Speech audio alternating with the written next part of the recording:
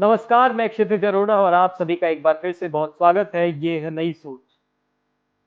NEET को लेकर जो लगातार विवाद चल रहा है हमारे देश में, उसको लेकर सुप्रीम कोर्ट में 8 जुलाई को एक बार फिर से सुनवाई हुई, जो कि पहले वेकेशन बेंच के हाथों में थी, लेकिन अब जस्टिस डीवाई चंद्रचूड़ ने इसको अपने हाथों में लिया और कल इसको लेकर सुनवाई की गई। सुप्रीम कोर्ट ने यहाँ पर ये माना कि नीट का पेपर लीक जरूर हुआ, लेकिन ये स्तर कितना ज्यादा है, किस स्तर पर इसको लेकर लीक का ये मामला सामने आया है, ये अभी भी सवाल है। इसको लेकर एनटीए से अभी सुप्रीम कोर्ट ने जवाब मांगा है। कहीं ना कहीं तो अब ऐसा देखने को मिल रहा है कि जो 24 लाख बच्चों के 24 लाख परिवारों की जो आस्था है, वो सुप्रीम कोर्ट से अभी भी टिकी हुई। हमारे साथ मेरे साथी अनुराग हैं। अनुराग, आपका बहुत स्वागत है। सुप्रीम कोर्ट का जो कल का फैसला था अनुराग, मतलब फैसला तो नहीं है अभी, लेकिन कल की जो उनकी टिप्पणी थी, उसको आप किस तरीके से हमारे दर्शकों को बताएं कि आम भाषा में हम लोग समझ पाए। देखिए, निश्चित रूप से जिस प्रकार का कह लीजिए जो टिप्पणी सुप्रीम कोर्ट ने एनटीए को लेकर और जो सीबीआई की जांच अभी नीट को लेकर चल रही है वो की, तो कहीं ना कहीं जो 24 लाख बच्चे हैं उनके परिवार के लिए उनकी उम्मीद तो जगी, परंतु मुझे नहीं लगता कि ये उम्मीद ज्यादा समय तक जग पाएगी। क्योंकि कई परिवार और कई बच्चों का मानना है कि नीट को रद्द कर कर इस एग्जाम को रद्द कर कर री नीट कराया जाए। आप देखिए, अगर रीनीट दोबारा होगा तो कहीं ना कहीं एनटीए ना तो उसके पक्ष में है और ना सरकार रीनीट करवाने के पक्ष में है। क्योंकि आप देखिए कि एनटीए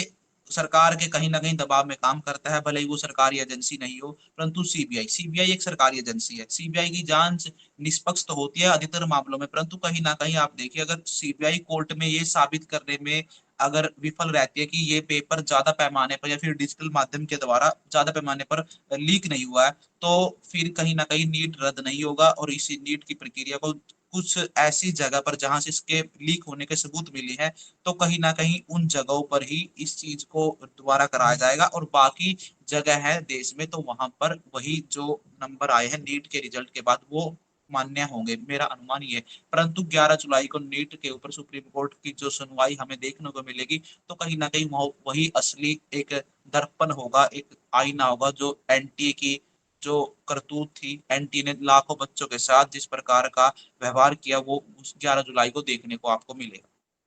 जी। बिल्कुल। और अनुराग, अगर हम इस मामले को इस तरीके से देखें कि सुप्रीम कोर्ट ने एक तरफ तो ये मान दिया है कि पेपर तो लीक हुआ है, लेकिन उन्होंने अभी तक ये कहा है कि क्या ये सोशल मीडिया के जरिए लीक किया गया। तो अगर सोशल मीडिया के जरिए लीक किया गया, तो हो सकता है कि ये व्यापक तौर पर बहुत ही बड़े पैमाने पर हुआ हो। तो उसको लेकर रीनीट कराने की जो जरूरत है, वो सुप्रीम कोर्ट ने जताई है कि ऐसा हो सकता है कि हमको रीनीट को लेकर आदेश देना पड़े और दोबारा से नीट की परीक्षा हो। लेकिन फिलहाल अगर इसको लेकर कोई साक्ष्य नहीं मिलता है कि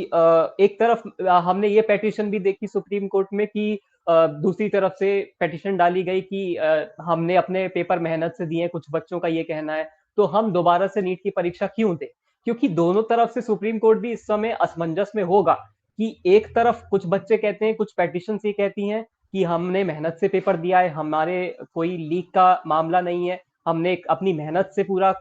पढ़ाई की और पेपर दिया। और दूसरी तरफ कुछ बच्चों का ये कहना है कि नीट को लेकर धांधली हुई है, पेपर लीक हुआ है, तो इसको लेकर दोबारा से नीट परीक्षा होनी चाहिए। तो इसको इसको लेकर लेकर जो जो असमंजस की स्थिति है, तो अनुराग, इसको कैसे ठीक किया जा सकता है। देखिए, निश्चित रूप से अदालतें ना किसी व्यक्ति की भावना पर या फिर ना कि जो मीडिया की कवरेज है उसके आधार पर चलती। अदालत की कार्रवाई, अदालत में जो भी बहस या फिर जो सुनवाई होती है, याचिकाकर्ता द्वारा जब याचिका लगाया जाता है, तो वो तथ्यों के आधार पे होती है। अब जब एनटीए को घेरा गया कि एनटीए पहले तो ये बताने को भी तैयार नहीं था कि 563 बच्चों को ग्रेस मार्क्स मिले, उसके बाद जो 563 बच्चों के लिए अलग से नीट करवाया गया और कहीं ना कहीं उसमें जो एनटीए की भूमिका थी वो आपने देखी। परंतु आप देखिए कि एक तरफ बच्चे कहते हैं कि कुछ बच्चों का कहना है कि दोबारा रीनीट नहीं होना चाहिए, उन्होंने मेहनत से पेपर दिया, परंतु कुछ का कहना है कि अगर पेपर लीक है तो फिर क्या फायदा, ऐसे ना जाने जिन बच्चों में योग्यता नहीं वो भी नीट का पेपर लीक के माध्यम से वहां पर चले जाएंगे, जिससे कहीं ना कहीं हमारे समाज में ऐसे गलत डॉक्टर जाएंगे और जिससे देखिए, अगर डॉक्टर ही गलत होंगे तो किस प्रकार का इलाज होगा, तो हमारे समाज में उस चीज का गलत प्रभाव पड़ेगा। परंतु मेरा मानना है कि सुप्रीम कोर्ट में नीट के लिए भी याचिका लगाई गई थी नीट के पेपर लीक को लेकर, परंतु कहीं ना कहीं अब सुप्रीम कोर्ट तय करेगा कि उसको किस पे, एक पे सुनवाई जारी है, दूसरी पे अगर सुप्रीम कोर्ट उसको अपने संज्ञान में लेता है, अगर उस पर सुनवाई करता है, तो अगर उसके पक्ष में मेरिट होगी तो निश्चित रूप से उस पर भी आगे सुनवाई होगी। परंतु मेरा मानना है कि अगर सुप्रीम कोर्ट का मेन फोकस 11 जुलाई को जब डेट दे रखी है सुप्रीम कोर्ट ने कि सुप्रीम कोर्ट उस चीज पे सुनवाई करेगा, अगर मेरा मानना है कि अगर सुप्रीम कोर्ट में सीबीआई ये साबित करने में कामयाब हो जाती है कि ये पेपर बड़े पैमाने पर लीक हुआ सोशल मीडिया माध्यम से या अन्य किसी माध्यम से, तो कहीं ना कहीं री नीट हो सकता है और जो नीट की परीक्षा थी वो कैंसिल हो सकती है। परंतु यदि सीबीआई इस चीज में सफल नहीं हो पाई, या फिर सीबीआई का ये कहना अगर जांच में साबित नहीं हो पाता कि ये पेपर महज कुछ जहां से हमने गिरफ्तारियां किया है, जिस लोगों को पकड़ा है, पटना की बात कर लीजिए, गोधरा की बात कर लीजिए, फिर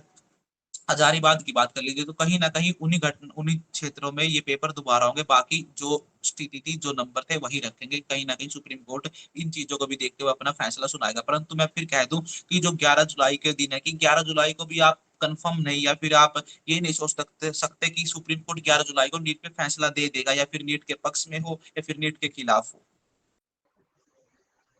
जी अनुराग, तो एनटीए अनुराग, मैं एक इस सवाल को लेकर आऊंगा कि वही मेरा सवाल है दोबारा से कि असमंजस की स्थिति उत्पन्न हुई है, क्योंकि एक तरफ एनटीए ये कहता है कि ये 24 लाख हैं लोग, मतलब बच्चे हैं, तो उनमें से कई सारे मतलब ऐसे बच्चे हैं जिन्होंने अपनी मेहनत से परीक्षा दी, भले ही हम हजारीबाग का नाम ले ले, पटना का नाम ले ले, या फिर तीसरी जगह हम गोधरा का नाम ले ले, वहां पर ये माना जा रहा है कि वहां पर किस तरीके से लोगों को गिरफ्तार भी किया गया, गिरफ्तारियां हुई हैं लगातार, सीबीआई जांच जब से शुरू हुई है, और 5 मई को भी गिरफ्तारी हुई थी 13 लोगों की, जब हमें याद आता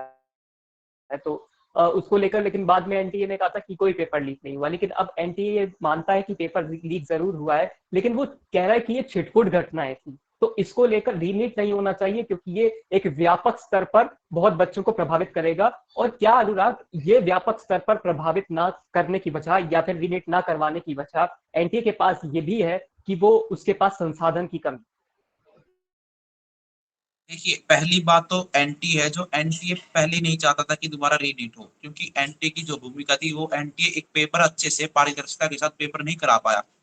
आप देखिए, सुप्रीम कोर्ट ना तो एनटीए पर विश्वास करेगा, ना सरकार पर विश्वास करेगा। सुप्रीम कोर्ट विश्वास करेगा तो महज जो सीबीआई की जांच होगी, जो सबूत आएंगे सीबीआई के पास, तो सबूतों के साथ सीबीआई जब सबूत पेश करेगी कोर्ट में, तो सबूतों के आधार पर फैसले सुनाए जाएंगे। परंतु जो एनटीए की भूमिका थी और सरकार की भूमिका थी, आप देखिए शिक्षा मंत्री का जो बयान था, कहीं ना कहीं उन 24 लाख बच्चों की उम्मीदें पहले तोड़ दी गई थी, और जो एनटीए ने भी कहा था कि कोई पेपर लीक नहीं हुआ।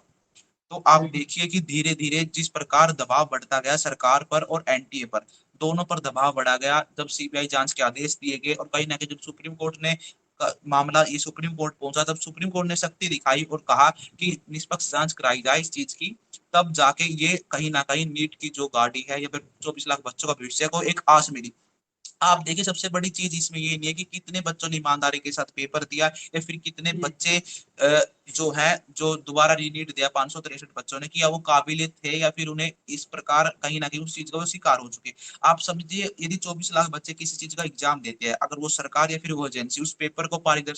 पारदर्शिता के साथ या फिर निष्पक्षता के साथ उसको कराने में विफल रहती है, तो पहली बात तो कार्रवाई उस एजेंसी के ऊपर होनी चाहिए। और क्या उस एजेंसी की कोई जिम्मेदारी तय की गई सरकार की तरफ से, और जिस प्रकार के बयान सरकार के शिक्षा मंत्री के थे, और प्रधानमंत्री ने इसको कुछ शब्द नहीं कहा, भले ही तमाम पर्चे लीकों की आपने सुर्खियां राष्ट्रपति जी के अभिभाषण में देखी कि पर्चे लीक एक बड़ी समस्या है, परंतु उसको रोकथाम के लिए महज कानून पास करने से क्या रोकथाम नहीं हो जाती।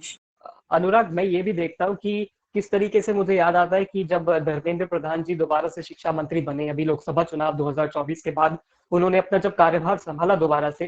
एजुकेशन मिनिस्टर को लेकर, लेकिन दोबारा नीट नीट जब वहां पर धर्मेंद्र प्रधान जी शपथ लेने पहुंचे थे सांसद तौर पर, तो देखिए, वहां पर आप भी नीट को कुछ भी लेकर बात उनसे कर सवाल लीजिए, पूछा गया और नीट परंतु नीट चिल्लाया गया। जब तो सरकार का अनुराग, रवैया अगर पहले भी पहले ये नहीं माना नीट गया को था लेकर नीट को विपरीत लेकर था, कि लीक और हुआ आज है भी नीट पेपर, को लेकर लेकिन विपरीत है, अब इसको क्योंकि मानने के लिए सरकार, मुझे तैयार क्या नहीं लगता, सरकार को अगर भी होना सरकार ने चाहिए। सीबीआई के निष्पक्ष जांच के आदेश दिए हैं, तो सरकार इसके समर्थन में है, क्योंकि सरकार का रवैया और एंटी का रवैया दोनों कहीं ना कहीं विद्यार्थियों के खिलाफ था, क्योंकि शिक्षा मंत्री और जो हमारे देश का एजुकेशन सिस्टम है, दोनों कहीं ना कहीं इसके खिलाफ हैं। जिस प्रकार के उन्होंने तो पहले ही कह दिया कि ये जो जिस प्रकार का प्रदर्शन सामने आ रहा है, कहीं ना कहीं ये राजनीतिक रूप से, कहीं ना कहीं राजनीतिक रोटियां राजनीतिक दल सेकने की भूमिका कर रहे हैं। देखिए, ये कहीं ना कहीं हमारे लिए विडंबना की बात है कि जिसमें यदि देश के बच्चों के साथ, उनके भविष्य के साथ कुछ खिलवाड़ होता है, अगर कोई भी पार्टी महज रूप से भाजपा, यदि कांग्रेस आज विपक्ष में, तो कांग्रेस प्रदर्शन कर रही है। अगर भाजपा विपक्ष में होती तो भाजपा ही प्रदर्शन करती। परंतु उसे राजनीतिक रूप देकर उन बच्चों के भविष्य को क्या वो अंधकार में डालना था? सबसे बड़ा सवाल तो ये है। परंतु आप देखिए कि एनटीए की बात हो या फिर सुप्रीम कोर्ट में जिस प्रकार का रवैया एनटीए का रहा, वो ठीक उसके विपरीत है और सरकार का भी। मेरा मानना है कि अगर सबसे बड़ी बात ये है कि क्या 24 लाख बच्चे हैं जिन्होंने निष्पक्ष रूप से अगर पेपर दिया, तो मेरा मानना है कि उनके साथ न्याय होना चाहिए। अब उन 24 लाख बच्चों और उनके परिवार को उम्मीदें महज सुप्रीम कोर्ट से हैं। अगर सुप्रीम कोर्ट, मैं फिर कहूँगा, अगर सीबीआई ये साबित कर देती है कि ये पर्चा, ये नीट का पेपर बड़े पैमाने पर लीक हुआ है, तो निश्चित रूप से सुप्रीम कोर्ट दोबारा नीट के आदेश देगा। अगर सीबीआई ये साबित करने में विफल रहती है कि ये पर्चा महज बड़े सतह पे लीक नहीं हुआ, बल्कि छोटे हिस्से में जहाँ से हमने गिरफ्तारियाँ की हैं, उसी हिस्से में लीक हुआ है। तो जितने भी बच्चे इस उम्मीद में है कि वो दोबारा रीनीट होगा और सरकार दोबारा रीनीट कराएगी, तो उनकी उम्मीदों पर पानी फिर जाएगा। जी, बिल्कुल अनुराग, तो बिल्कुल इस चीज़ को लेकर अब 11 तारीख को दोबारा से सुनवाई होगी और पूरे जवाब दाखिल करने होंगे एनटीए और सीबीआई को। और साथ ही साथ जिस तरीके से पहले पेपर लीक का मामला सामने आया था, लग रहा था कि पेपर लीक हुआ है, लेकिन एनटीए मानने को तैयार नहीं था, ना सरकार मानने को तैयार थी। लेकिन उसके बाद जब सीबीआई की जाँच बिठाई गई और पता चला कि कई जगहों पर यहाँ पर पेपर लीक हुई थी, नीट का पेपर लीक होने के मामले सामने आए। इसी बीच हम देखते हैं कि यूजीसी नेट का पेपर भी लीक हुआ, तो किस तरीके से छात्रों को जो है इससे परेशानी कितना परेशानी का सामना करना पड़ता है। हम लगातार इस सवाल को लेकर सामने आते रहे हैं कि अगर आप एक परीक्षा ढंग से नहीं करवा सकते और आप अपने आप को विश्वगुरु होने का दावा करते हो, तो आपके ऊपर बहुत बड़ा सवाल खड़ा होगा। बहुत शुक्रिया अनुराग, आप सभी का भी बहुत शुक्रिया। ये है नई सोच। नमस्कार।